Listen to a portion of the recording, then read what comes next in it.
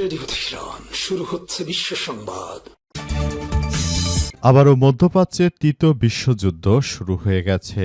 মার্কিন যুক্তরাষ্ট্র এবং ইহুদিবাদী ইসরায়েলের মধ্যে কোনো রাষ্ট্রকেই ছাড় দেবে না ইরানের ইসলামী বিপ্লবী গার্ড বাহিনী। মধ্যপ্রাচ্যে যুদ্ধের সর্বশেষ গুরুত্বপূর্ণ সবথেকে তাজা আপডেট সংবাদ আপনাদের জানাবো। প্রথমে জানাবো লেবাননে ইসরায়েলের হামলায় নিহত ৮ দখলদার ইসরায়েলি বাহিনী এখনও লেবাননে হামলা চালিয়ে যাচ্ছে, তবে তাদেরকেও ছাড় দিচ্ছে না লেবাননের সশস্ত্র যোদ্ধারা। প্যারিস থেকে বার্তা সংস্থা এএফপি এই তথ্য জানিয়েছে।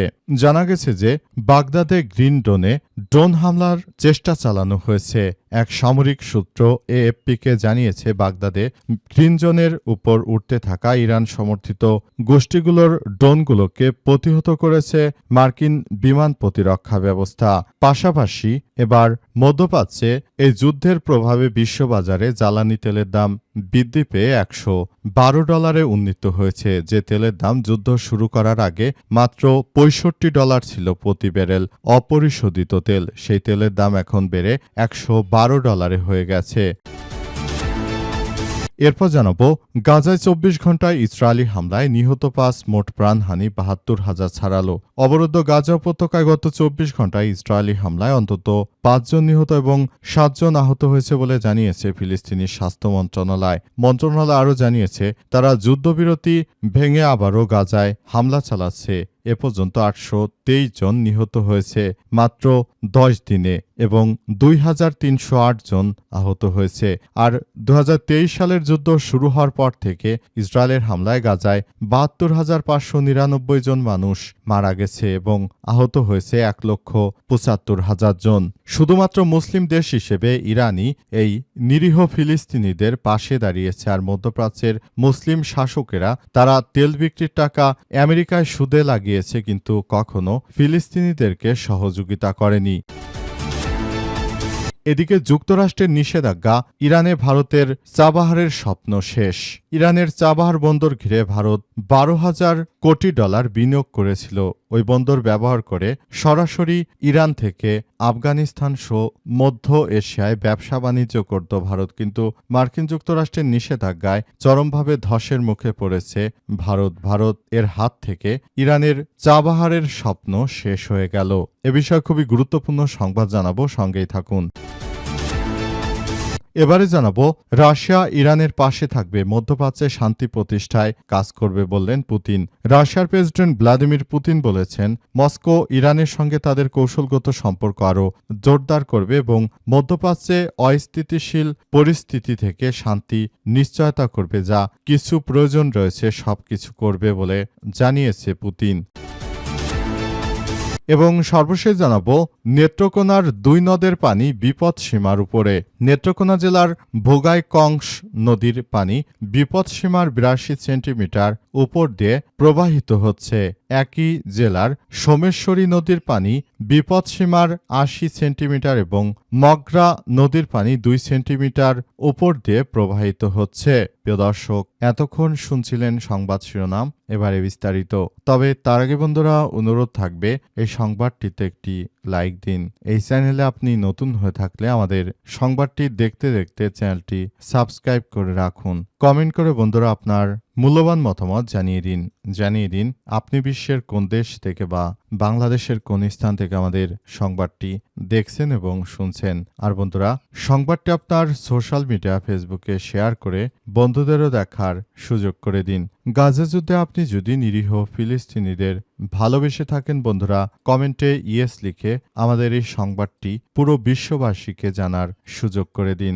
গাজায় যেভাবে ইসরায়েলিরা আক্রমণ করে নিরীহ মানুষদের হত্যা করছে, এই বিষয়টিকে আপনি কোন যুক্তিতে দেখেন? ইরান শুধুমাত্র ফিলিস্তিনিদের সহযোগিতা করেছে আর সুন্নি কোনো দেশ সহযোগিতা করেনি, অথচ ফিলিস্তিনিরা কিন্তু সুন্নিপন্থী, অথচ তাদেরকে সৌদি আরব সহ কোনো রাষ্ট্রই আর সহযোগিতা করেনি। এবারে বিস্তারিত। মধ্যপ্রাচ্যে যুদ্ধের সর্বশেষ পরিস্থিতি তুলে ধরা হলো। লেবাননে ইসরায়েলের হামলায় নিহত ৮। লেবাননের স্বাস্থ্য মন্ত্রণালয় জানিয়েছে আজ ইসরায়েলের হামলায় দেশটির দক্ষিণ অঞ্চলে ৮ জন নিহত হয়েছে। নিহতদের মধ্যে সিভিল ডিফেন্সের উদ্ধারকর্মীরাও রয়েছে। এই হামলায় ২ সেনা সদস্য আহত হয়েছে। প্যারিস থেকে বার্তা সংস্থা এএফপির খবরে জানিয়ে দেওয়া হয়েছে যে চলমান যুদ্ধবিরতির মধ্যেই এই হামলার ঘটনা ঘটেছে। মার্চের শুরু থেকে ইসরায়েল হিজবুল্লাহর বিরুদ্ধে লড়াই করছে। দক্ষিণ লেবাননে সেনা পাঠিয়েছে ইরান সমর্থিত এই গোষ্ঠীর সঙ্গে সংঘর্ষ চালিয়ে যাচ্ছে তারা। ১৭ এপ্রিল নরবরে যুদ্ধবিরতির পর সহিংসতা অব্যাহত রয়েছে। অপরিশোধিত তেলের দাম বাড়ল, শেয়ার বাজারের পতন। যুক্তরাষ্ট্রের প্রেসিডেন্ট ট্রাম্প ইরানের প্রস্তাব প্রত্যাখ্যান করতে পারেন এমন খবরে তেলের দাম বৃদ্ধি পেয়েছে। প্রস্তাবটি ছিল হরমুজ প্রণালীতে জাহাজ চলাচল পুনরায় চালু করতে হবে। একই সঙ্গে কাতার সম্ভাব্য স্থবির সংঘাত এর সতর্ক বার্তা দিয়েছে। জুন ডেলিভারির জন্য ব্রেন্ট ক্রুডের দাম ব্যারেল প্রতি $১১.26 ছাড়িয়েছে, যা প্রায় ২.28% বেশি। অতীতে এর আগে কখনো এতটা তেলের দাম বাড়েনি। পশ্চিমাদের প্রতি ঐক্যের আহ্বান চার্লসের। যুক্তরাষ্ট্রের কংগ্রেসের দেওয়া ভাষণে ব্রিটেনের রাজা তৃতীয় চার্লস যুক্তরাষ্ট্রকে পশ্চিমা মিত্রদের পাশে দৃঢ়ভাবে দাঁড়ানোর আহ্বান জানিয়েছে। তিনি বলেন, ওয়াশিংটনের এই বৈঠকে গভীরভাবে এক অনিশ্চয়তার মধ্যে বৈঠকটি হয়েছে। চার্লস আরও বলেছেন, ইউরোপ থেকে মধ্যপ্রাচ্য পর্যন্ত চলমান সংঘাতে এ সময় আন্তর্জাতিক সম্প্রদায়ের জন্য বড় চ্যালেঞ্জ তৈরি করেছে বলে জানা গেছে। গাজায় ২৪ ঘণ্টা ইসরায়েলি হামলায় নিহত ৫, মোট প্রাণহানি ৭২,০০০ ছাড়ালো। দখলদার ইসরায়েলি বাহিনী এখনও নিরীহ গাজার মানুষের উপর আক্রমণ অব্যাহত রেখেছে। তারা এমনভাবে গাজায় নিরীহ মানুষদের উপর আক্রমণ অব্যাহত রেখেছে দখলদার ইসরায়েলি বাহিনী। তারা নিরীহ মানুষ হত্যার মধ্য দিয়ে যে পৈশাচিক শান্তি পায়, সেই পৈশাচিক শান্তি অর্জন করার মাধ্যমে তারা মূলত এই পরিস্থিতির মধ্যে ঠেলে দিয়েছে। সবকিছু একরকম ধ্বংসস্তূপে পরিণত হয়েছে। পুরো মধ্যপ্রাচ্য জুড়ে জায়নবাদী দখলদার ইসরায়েলি বাহিনী যা শুরু করেছে, এটি আসলে কোনোভাবে গ্রহণযোগ্য হতে পারে না। সারা বিশ্ব জুড়ে ইহুদিবাদীরা যে ধরনের কার্যক্রম তারা চালিয়ে যাচ্ছে, এটি কোনোভাবেই আসলে বিশ্বজুড়ে গ্রহণযোগ্য কোনো বিষয় হতে পারে না। দখলদারেরা শুরু থেকে তারা ইরানের বিরুদ্ধে আক্রমণ অব্যাহত রেখেছে বলে জানা গেছে এবং এই প্রক্রিয়ার মধ্য দিয়ে তারা ইরানকে ধ্বংস করার জন্য উঠে পড়ে লেগেছে। কিন্তু জায়নবাদীরা গাজাকে ধ্বংস করতে পারলেও ইরানকে পারবে না, কারণ ইরান একটি শক্তিশালী রাষ্ট্র। তাদের রয়েছে অত্যন্ত শক্তিশালী একটি সেনাবাহিনী। এই সেনাবাহিনী দল দিয়ে মূলত এই পরিস্থিতি সামাল দিচ্ছে ইরানের ইসলামী বিপ্লবী গার্ড বাহিনীর সদস্যরা। যে কোনো মূল্যে মার্কিন যুক্তরাষ্ট্র দখলদার ইসরায়েলি বাহিনীকে শেষ করে দেওয়ার জন্য পুরোপুরি প্রস্তুত রয়েছে ইরান। কিন্তু গাজা এখনও নির্বিচারে বোমা হামলা চালিয়ে অসংখ্য নিরীহ মানুষদের হত্যা করছে এই দখলদার ইসরায়েলি বাহিনী। যুক্তরাষ্ট্রের নিষেধাজ্ঞা ইরানে ভারতের চাবাহার স্বপ্ন শেষ।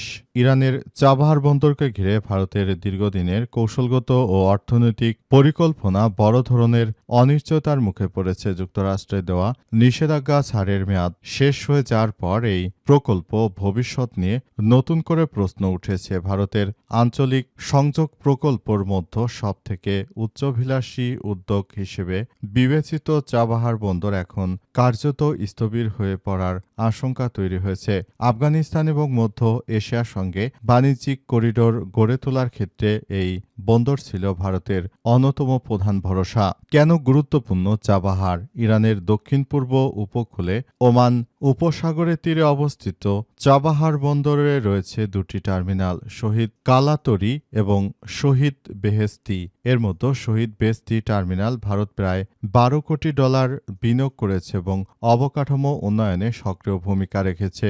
ভৌগোলিক অবস্থানের কারণে এই বন্দর ভারতের জন্য অত্যন্ত গুরুত্বপূর্ণ। পাকিস্তানের সঙ্গে দীর্ঘদিনের বৈরিতার কারণে স্থলপথে আফগানিস্তান ও মধ্য এশিয়ায় পৌঁছানো ভারতের জন্য প্রায় অসম্ভব ছিল।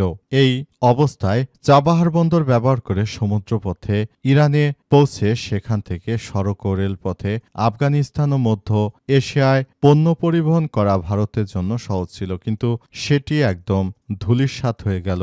এখন ওই বন্দর ভারতকে ছেড়ে দিতে হবে। ভারত যদি ওই বন্দর ছেড়ে দেয় তাহলে ভবিষ্যতে তারা মধ্য এশিয়ায় কোনো বাণিজ্য করতে পারবে না। রাশিয়া ইরানের পাশে থাকবে, মধ্যপ্রাচ্যে শান্তি প্রতিষ্ঠায় কাজ করবে বললেন পুতিন।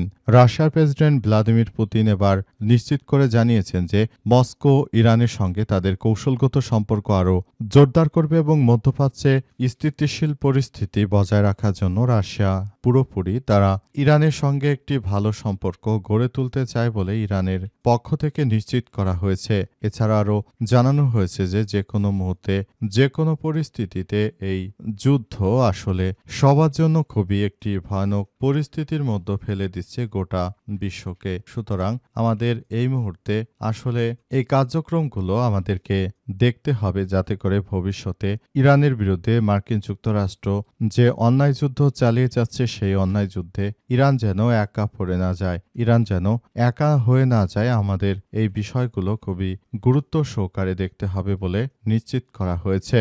আরও বলা হয়েছে যে বর্তমান পরিপ্রেক্ষিতে দখলদার ইসরায়েলি বাহিনী এবং মার্কিন যুক্তরাষ্ট্র তারা যে ধরনের অন্যায় কাজগুলো করেছে সেই অন্যায় কাজগুলো দ্রুততম সময়ের মধ্যে আবার ইরানকে সঠিক পথে ফেরত আনার জন্য সর্বাত্মকভাবে সহযোগিতা করবে রাশিয়া। রাশিয়া চায় যে তারা বন্ধুপ্রতিম ইরানকে সর্বাত্মকভাবে সহযোগিতা করবে এবং আগামীতে তারা দুই রাষ্ট্র মিলে যেন পৃথিবীতে একটি শান্তি ও সমৃদ্ধির পথ খুঁজে পেতে পারে এমন বিষয়গুলো তারা খুবই গুরুত্ব সহকারে দেখছে। এমন তথ্যই সামনে এসেছে বারবার। তাই রাশিয়ার পক্ষ থেকে ইরানকে সর্বাত্মকভাবে সহযোগিতা করা হবে এমন ইঙ্গিত দিয়েছে। সেটা অস্ত্র, গোলাবারুদ যে কোনো সেক্টরেই হোক না কেন রাশিয়া ইরানকে সর্বাত্মকভাবে সহযোগিতা করবে যেন পশ্চিমাদের বিরুদ্ধে রাশিয়া এবং ইরান একত্রে লড়াই অব্যাহত রাখতে পারে। যখন 2020 সালে রাশিয়া ইউক্রেনের মধ্যে যুদ্ধ শুরু হয়েছে তখন কিন্তু রাশিয়া একা লড়াই করেনি, তখন তাদের শাহেদ ড্রোন দিয়ে ইরান পুরোপুরি রাশিয়ার যুদ্ধে সক্রিয় ভূমিকা পালন করেছে। সুতরাং এই মুহূর্তে ইরানের যে ধরনের কন্ডিশন এতে রাশিয়া তাদেরকে তাই সহযোগিতা করতে বাধ্য এমন একটি বিষয় সামনে এসেছে এবং রাশিয়ার প্রেসিডেন্ট ভ্লাদিমির পুতিন তিনি বিষয়গুলোকে খুবই সিরিয়াসভাবে নিয়েছেন এবং তিনি কার্যক্রমগুলো চালাতে চান।